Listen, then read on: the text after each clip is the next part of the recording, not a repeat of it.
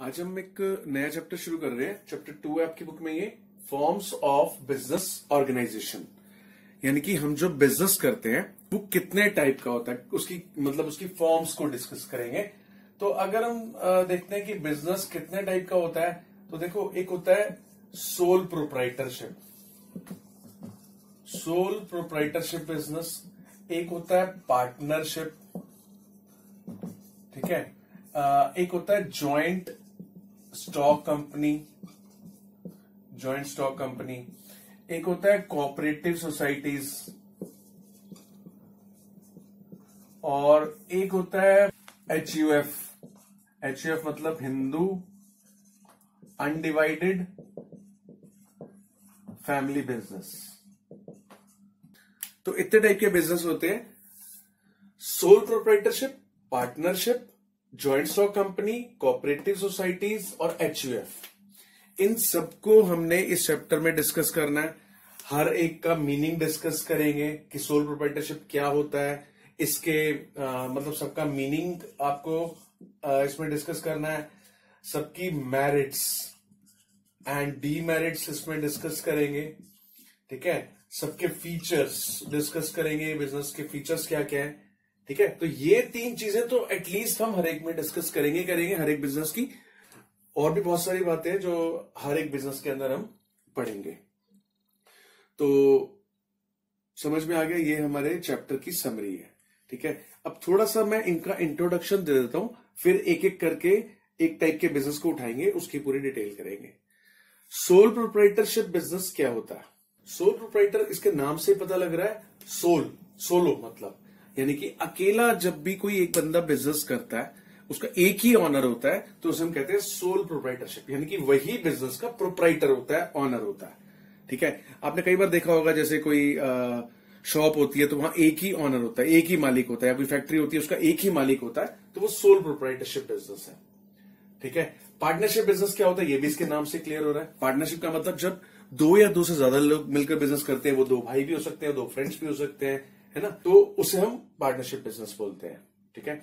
Joint stock company क्या होता है? आपने देखा होगा कुछ बिजनेस ऐसे होते हैं जिनके पीछे लिमिटेड या प्राइवेट लिमिटेड वर्ड लगा होता है, जैसे रिलायंस लिमिटेड, जैसे टाटा लिमिटेड, है ना। तो लिमिटेड वर्ड LTD या ऐसे प्राइवेट लिमिटेड देखा होगा आपने, ठीक है। तो ऐसे बिजनेस को हम जॉइंट स्टॉक कंपनी बोलते हैं।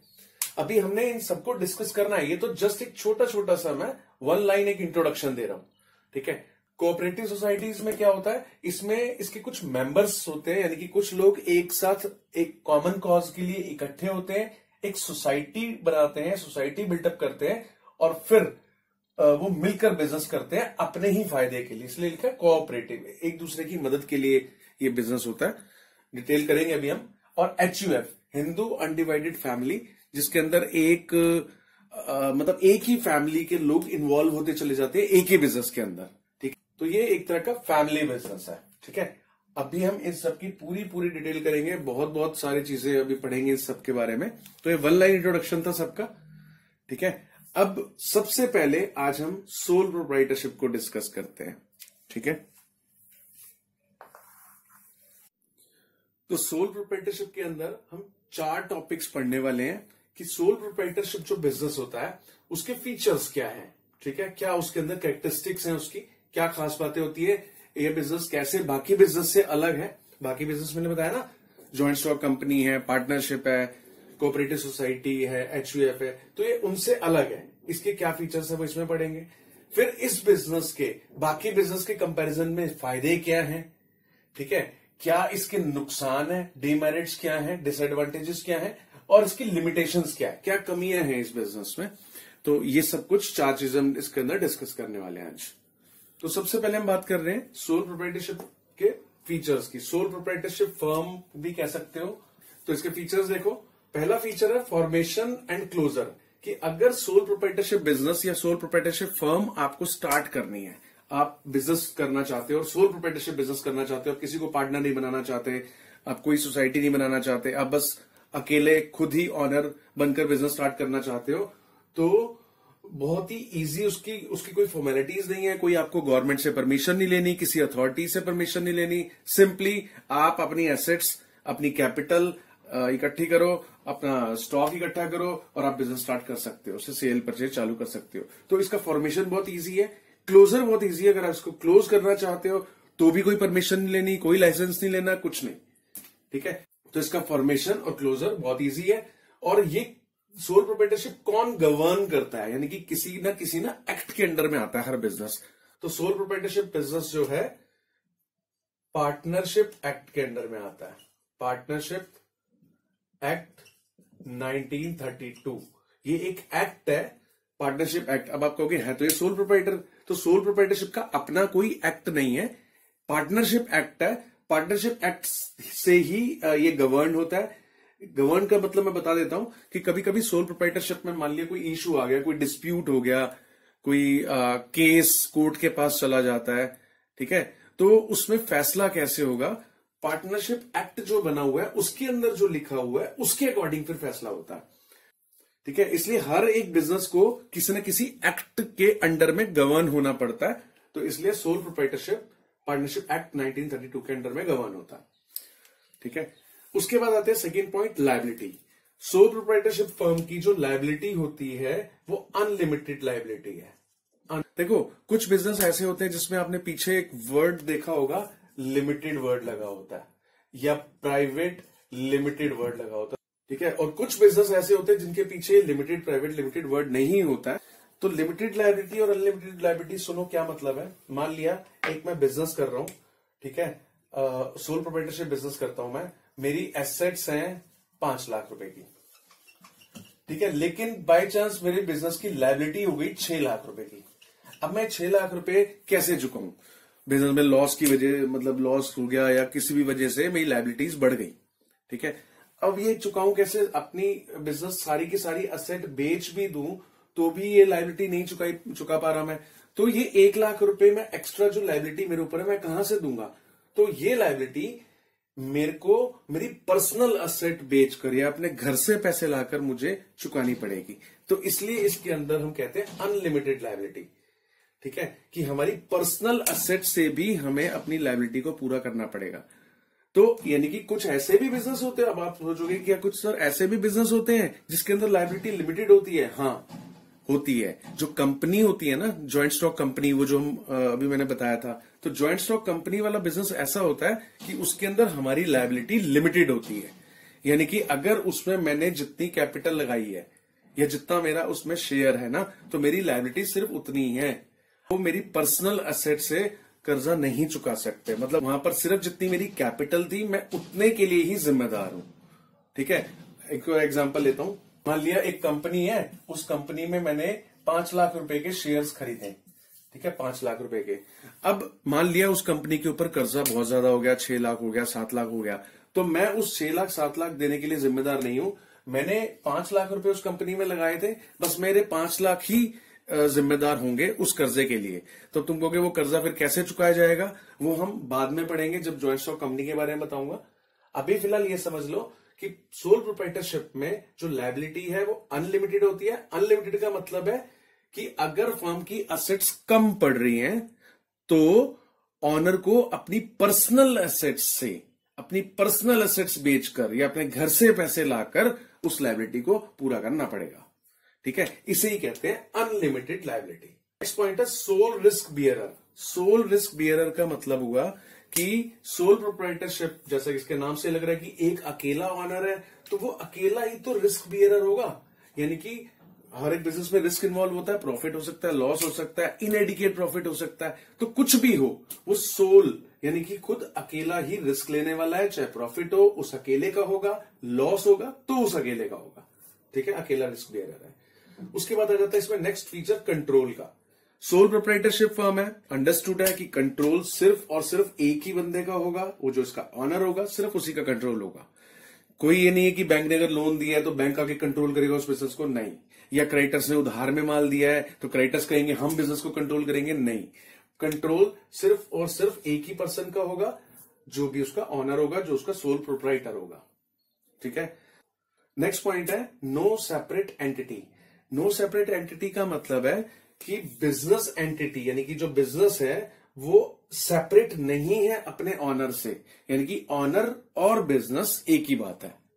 अब आप कहोगे ऑनर और बिजनेस सर एक ही बात होती है, अलग कैसे होती है? नहीं, कुछ ऐसे बिजनेस हैं जहां ऑनर अलग होता है, बिजनेस अलग होता है। एग्जांपल लेता हूं मैं, रिलायंस लिमिटेड। ठीक है, रिलायंस लिमिटेड।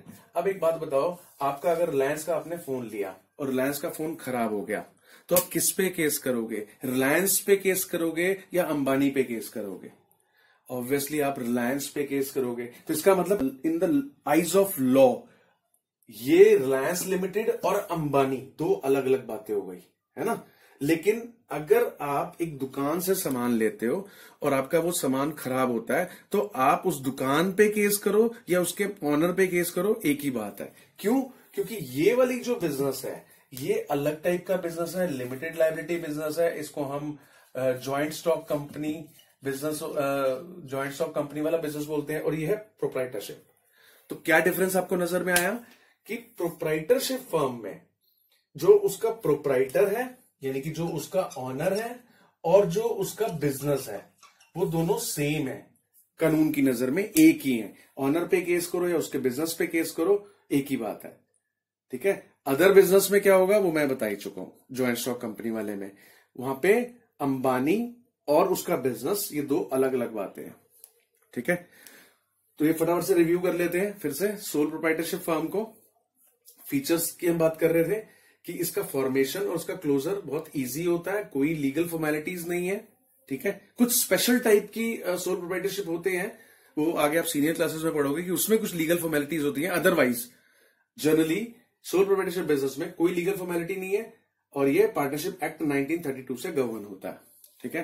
दूसरा इसकी हमने पढ़ी, लायबिलिटी अनलिमिटेड है। अनलिमिटेड लायबिलिटी का मतलब है कि ऑनर, अगर बिजनेस की असेट्स कम पड़ती हैं तो ऑनर को अपनी पर्सनल असेट से भी जो है लोगों के पैसे या लोगों का जो कर्जा है, जो लायबिलिटी उसके ऊपर है बिजनेस के ऊपर, वो चुकानी पड़ेगी अपने पर्सनल असेट से भी, अगर हो जाती है लायबिलिटी ज्यादा तो। ठीक है, और ये सोल रिस्क बियरर है, अकेला ही, चाहे प्रॉफिट हो चाहे लॉस हो, इसको अकेले ही कोई बियर करना है। कंट्रोल इसका अकेले का कंट्रोल होता है, कोई और इसके अंदर इन्वॉल्व नहीं होगा। और नो सेपरेट एंटिटी, यानी कि बिजनेसमैन, यानी कि जो ऑनर है और जो उसका बिजनेस है, कानून की नजर में, लॉ की नजर में दोनों के दोनों सेम है।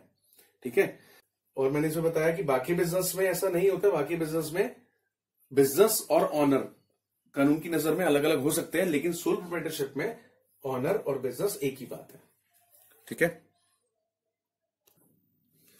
अब हम आ जाते हैं सोल प्रोप्राइटरशिप फर्म के मेरिट्स पे। फायदे क्या हैं इस टाइप के बिजनेस के? फायदे, एक तो क्विक डिसीजन।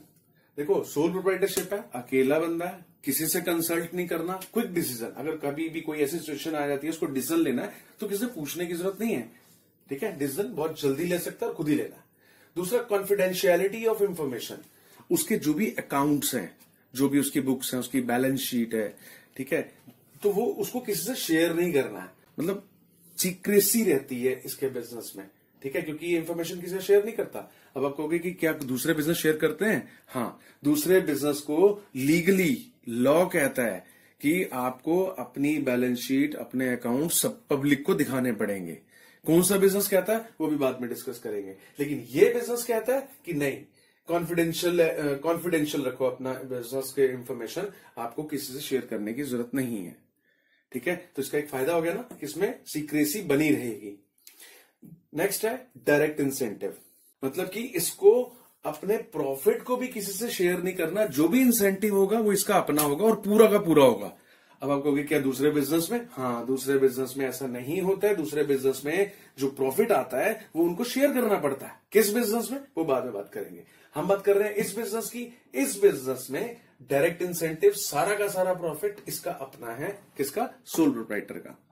आगे है सेंस ऑफ अचीवमेंट। देखो, इस बिजनेस में अगर एक ऑनर अपने बिजनेस को सक्सेस कर लेता है, कुछ एक मुकाम पे पहुंच जाता है, तो उसको एक बड़ी अच्छी एक sense of satisfaction, sense of achievement होगी। क्यों? क्योंकि ये पूरा का पूरा उसने किया है, कोई किसी के साथ उसने किसी की हेल्प नहीं, कोई पार्टनर नहीं, कोई गवर्नमेंट नहीं, कुछ नहीं। तो इस बिजनेस में करने में, इस बिजनेस को अगर वो सक्सेस कर लेता है, उसको एक सेटिस्फैक्शन होती है, सेल्फ सेटिस्फैक्शन, कि हाँ, मेरी वजह से मैंने बिजनेस को इतना स्टैब्लिश किया, अचीव किया कुछ। ठीक है, और ease of formation and closure ये हम कर ही चुके हैं कि इसके अंदर बहुत इजी है इस बिजनेस को फॉर्म करना और इसको बंद करना बहुत इजी है, कोई फॉर्मेलिटीज नहीं है, लीगली कुछ भी उसको परमिशंस नहीं लेनी होती हैं। तो सोल प्रोप्राइटरशिप के ये फायदे हैं। ठीक है, अब आ जाते हैं हम इसकी डीमेरिट्स पर। डीमेरिट्स देखो, फर्स्ट है लिमिटेड रिसोर्सेस, मतलब कि सोल प्रोप्राइटरशिप में जो फंडिंग है, जो पैसा है, वो लिमिटेड है। क्यों लिमिटेड है? क्योंकि सिंपल सी बात है, एक ही ऑनर है, तो उस ऑनर के पास जितनी कैपिटल होगी, जितनी फंडिंग होगी, वही तो लगाएगा। सोचो अब in comparison of other business, अगर वो पार्टनरशिप होता तो 4 पार्टनर होते तो चारों पैसा लगाते, लेकिन यहां पर क्या है, सोल प्रोप्राइटर है, अकेला है। ठीक है, इसलिए रिसोर्सेज जो है वो लिमिटेड होंगे। और एक बात और बता दूं कि बैंक्स भी सोल प्रोप्राइटरशिप को लोन्स देने में थोड़ा सा हेजिटेट करते हैं, है ना, क्योंकि एक ही बंदा है, अगर कल को ये मर गया तो बैंक्स का तो लोन गया ना, तो इसलिए बैंक्स भी थोड़ा सा हेजिटेट करते हैं कि उसको फंडिंग करने में। ठीक है, इस टाइप के बिजनेस को। दूसरा है, इसका दूसरा जो डिमेरिट है वो है लिमिटेड लाइफ ऑफ बिजनेस। इस बिजनेस की लाइफ लिमिटेड है। कहां तक लिमिटेड है? सिंपल सी बात है, जब तक ऑनर है तब तक इस बिजनेस की लाइफ है, क्योंकि वो अकेला बिजनेस कर रहा है। ठीक है, तो अगर बाय चांस वो ऑनर के साथ मिस हैपनिंग हो जाती है, डेथ हो जाती है, या वो डिसेबल हो जाता है, या फिर वो मेंटली डिसेबल हो जाता है, या इम्प्रिजनमेंट हो जाती है उसको, तो इसका मतलब ये बिजनेस बंद हो जाता है। ठीक है, तो इस बिजनेस की लाइफ इसके ऑनर के साथ एसोसिएटेड है, जुड़ी हुई है, तो लिमिटेड लाइफ है। तीसरा इसमें जो कमी है वो है अनलिमिटेड लायबिलिटी। हम पहले डिस्कस कर चुके हैं कि इस बिजनेस में अगर बिजनेस में लॉस हो गया तो ऑनर को अपनी पर्सनल असेट से भी आउटसाइडर्स का पैसा चुकाना पड़ता है। ठीक है, उसकी पर्सनल असेट्स भी लायबल है, उसका अपना घर तक उसे बेचकर बिजनेस की लायबिलिटी को उतारना पड़ेगा। तो ये अनलिमिटेड लायबिलिटी एक डिसएडवांटेज है इस बिजनेस का। और लिमिटेड मैनेजरियल एबिलिटी, मतलब कि इस बिजनेस में कहीं ना कहीं एक लिमिट है उसकी एबिलिटी की। देखो, एक सिंगल ऑनर है इसका, अब वो सिंगल ऑनर, अब बिजनेस के अंदर तो बहुत सारी एक्टिविटीज होती हैं, है ना, सेल का एक्सपर्ट चाहिए, परचेज का हम अलग से एक्सपर्ट रखते हैं, जैसे एक मार्केटिंग का बंदा अलग होता है। ठीक है, एक बंदा होता है ह्यूमन रिसोर्स मैनेजमेंट करता है, यानी कि जो एम्प्लॉयज वगैरह को संभालता है। तो यहां पर क्या है कि एक ही बंदे को ये सारे काम करने हैं। अब क्या एक ही बंदा हो सकता है जरूरी कि वो इन सब कामों में एक्सपर्ट हो? नहीं ना, या फिर उसे वो अलग अलग सेल मैनेजर अलग रखे, परचेज मैनेजर अलग रखे, मार्केटिंग के लिए, ह्यूमन रिसोर्स मैनेजमेंट के लिए अलग रखे। तो अब ये उसके लिए बड़ी प्रॉब्लम है। क्यों? ये हम बात कर चुके हैं कि उसके पास रिसोर्सेज भी लिमिटेड है। ठीक है, तो सोल प्रोप्राइटरशिप फर्म की एक डिसएडवांटेज हो गया कि इसके अंदर उसकी जो मैनेजरियल एबिलिटी है, हम एक ही पर्सन पे इसमें मतलब डिपेंड करते हैं, तो इसलिए कहीं ना कहीं उसकी एबिलिटी लिमिटेड होती है बिजनेस को रन करने के लिए, अकेला होने की वजह से। ठीक है, नेक्स्ट है लिमिटेशंस। तो लिमिटेशन को आप कुछ अलग मत समझो, जो ये डीमेरिट्स हैं यही इसकी लिमिटेशंस है सारी की सारी। तो अगर डीमेरिट आता है तो भी आपको यही सब कुछ लिखना है, अगर आता है कि इसकी सोल प्रोप्राइटरशिप की लिमिटेशंस लिखो तो भी आप यही सब कुछ यहां पर लिख सकते हो, अलग से इसके लिए लर्न करने की जरूरत नहीं है। ठीक है, तो ये था एक हमारा sole proprietorship firm, sole proprietorship business की फीचर्स, मेरिट्स और डीमेरिट्स।